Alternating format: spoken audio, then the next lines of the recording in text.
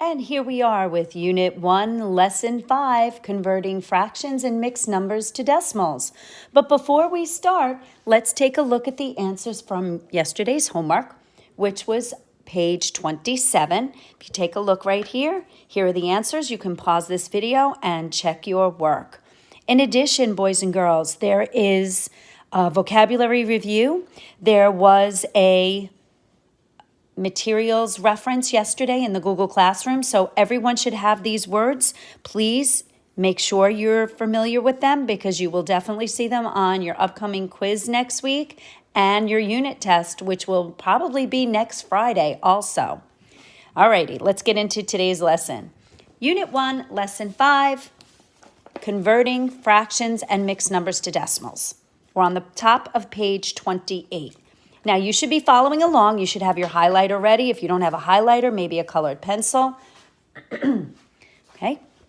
Notice if there's anything that I have highlighted here, please stop this video along the way.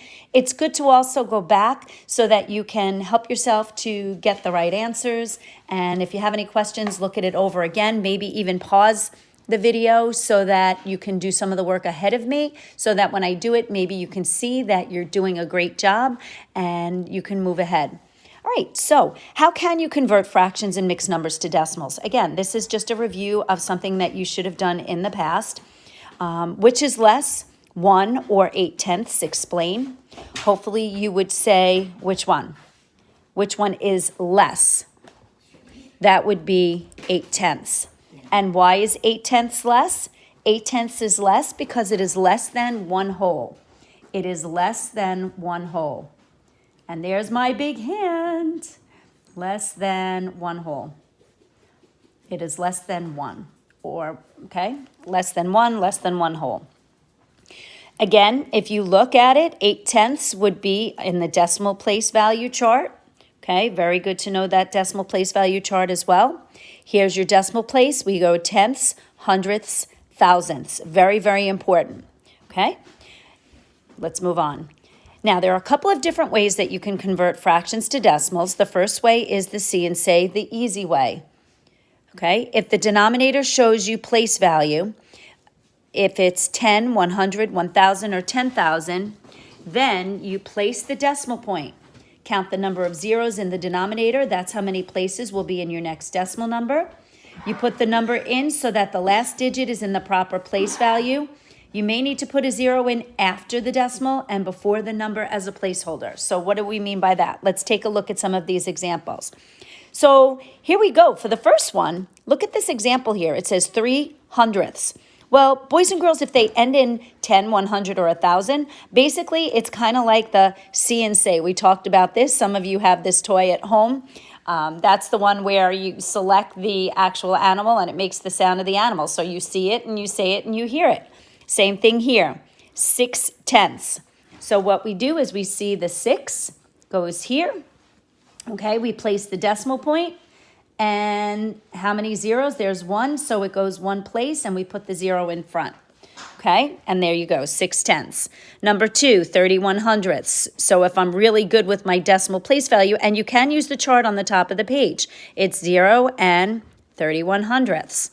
Number 3, I notice now it looks like it's getting to be a bigger number. I notice there are 3 zeros, so that means that I should have 3 places to the right of my decimal. This is a 0, and I happen to have 124. I have 3 places, so I'm good to go. Now, number 4 is a tricky one. So these are the ones you want to be careful of. Now, I only have the number 6. I have 2 zeros. So if I'm not good with my place value, I know that I can use this as a helper. I see that there are 2 zeros, so I can make 2 places here, right? I know always in front is 0, and there are 2 zeros here, and the number is 6, so I have to say 6/100ths. Well, knowing place value, this is tenths, this is hundredths, I know the 6 has to end here. So that's 6/100ths, but I can't write a number that looks like that, so what do I have to do? And that's what the directions mean. I put a 0 there. Okay, and lastly, number 5 is the same type of setup. I have 1, 2, 3. I have 3 zeros. So I have 1, 2, 3 places in my number. I know that that's a 0 here. Now this is 35 thousandths. I know the 5 has to end in the thousandths, so that's 35 thousandths, but then I know also that I have to put a 0 there. And we're done. If you're not sure how this works, go back and watch the video, okay? Next thing, we can convert fractions to decimals using division. Remember, fractions, write this down, fractions mean division, or fractions represent division. Very, very important. They represent division. Okay, and if you see this here, this is just a silly way for us to say box tops for education. We box the top and we can write the fraction, draw a box around the numerator, tip it over and divide the denominator into the numerator, place a decimal and annex 2 zeros. So what holy cow does that mean? Well, let's look at the example here. If I have 3/4, okay, I have 3/4. Basically what they're saying, and use this example, I would definitely put a bubble around this. If it's 3/4 and I want to change that to a decimal, remember that 3/4 means 3 divided by 4. Okay, so the 4, there's a couple of different ways and we're going to look at it. The 4 slides over, that becomes your divisor. The 3 goes in the division box, and when we say box it up, you just put a box around it, kind of tip it over, and we knock it into the division box, okay? And 4 goes in, can't go into 3, so we have to place a decimal and add the couple of zeros. We call that, when we add the zeros, we call that annex the 0. We say we annex the zeros, okay? And then we simply do our division, and we see that 3/4 is equivalent to 75 hundredths. We have these two terms here at the bottom, okay, terminating decimal. Please stop the video and write these down. A terminating decimal is a decimal that ends. So for example, 3/4 is a terminating decimal. Why is it a terminating decimal? It ends. So it stops when I divide. I see that it's 75 hundredths and it stops right there. A repeating decimal, on the other hand, is a decimal that repeats a number or a pattern of numbers. So for example, let's say I'm dividing, and one of those numbers that's a good indicator is 1/3. When I divide for 1/3, it means that I'm going to knock the 3 into the 1, okay, and then I'm going to annex some zeros. When I divide, right, I cross this out, 3 doesn't go into 1, but 3 goes into 10 3 times. When I keep going, when I keep dividing, it repeats. So when it repeats like that, what we wind up doing is seeing that it repeats, and then we stop usually after 3 or 4 spots. I know that it's going to continue to repeat with the 3s, so it becomes 0 and 3/10 with a bar over the top. We call that bar over the top bar notation, and that might be a great question for your Google form. Sometimes we have a pattern that repeats. Okay, so for example, if it's 0, 7, 2, 7, 2, and it goes on and on and on, we can represent that using 0 and 72 hundredths with a bar over the 72, and that means that it repeats to infinity, that it repeats to infinity. All right, let's turn the page. Let's look at some examples here. Okay, also, there is one more method, and I want you to write this, please. Stop the video and write this. You can also change the denominator to a multiple of 10, 100, or 1,000. Okay, so that's another way that you can do it. You may have done that in elementary school, so let's take a look. Again, this is all review, so it should seem somewhat familiar. Here are the directions. Convert fractions to decimals. It says simplify first if you can. You do have a choice. If you choose to do that, that's fine. If not, it's perfectly fine as well. Okay, so let's take a look at number 7. Okay, number 7 is 3/6. Well, there's a couple of ways that I can do that.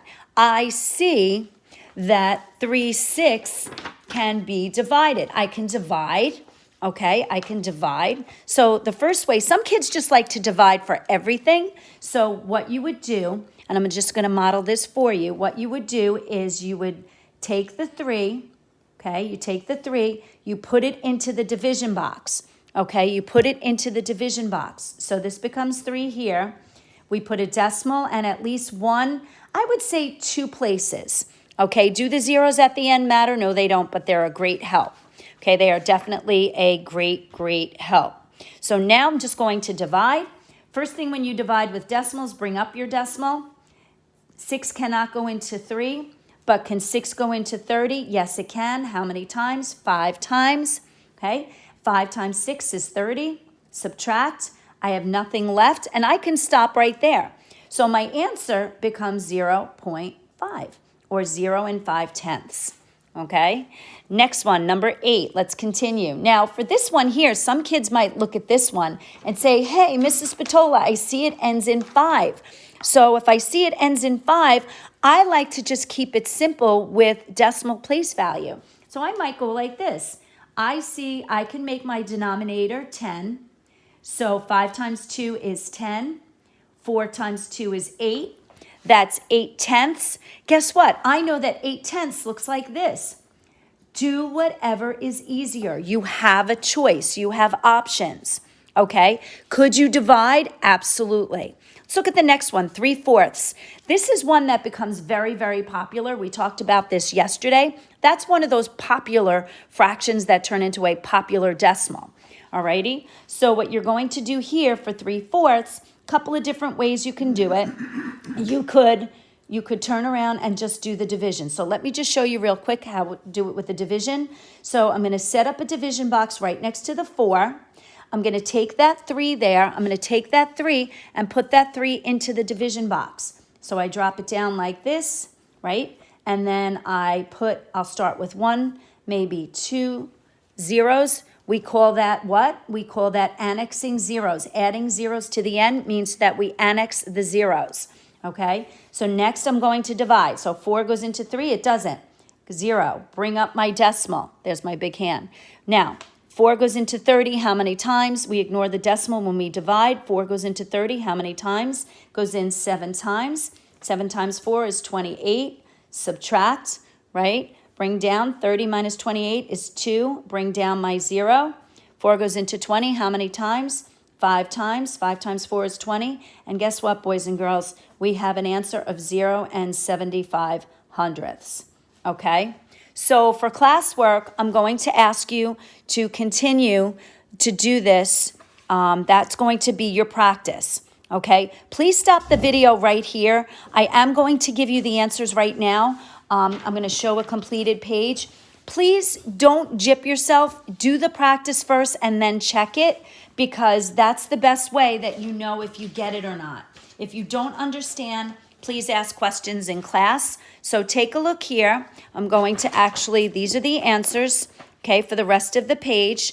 Okay, I'm going to start doing this because it does save some time. So then you can zoom in on the video. Okay, so take a look here. Here are your answers. And have a great day. Your homework is the next page. We'll be doing that for homework. So check that. Make sure your Google form is in before 3 o'clock. It will be one of the questions that we did in this video. You must be watching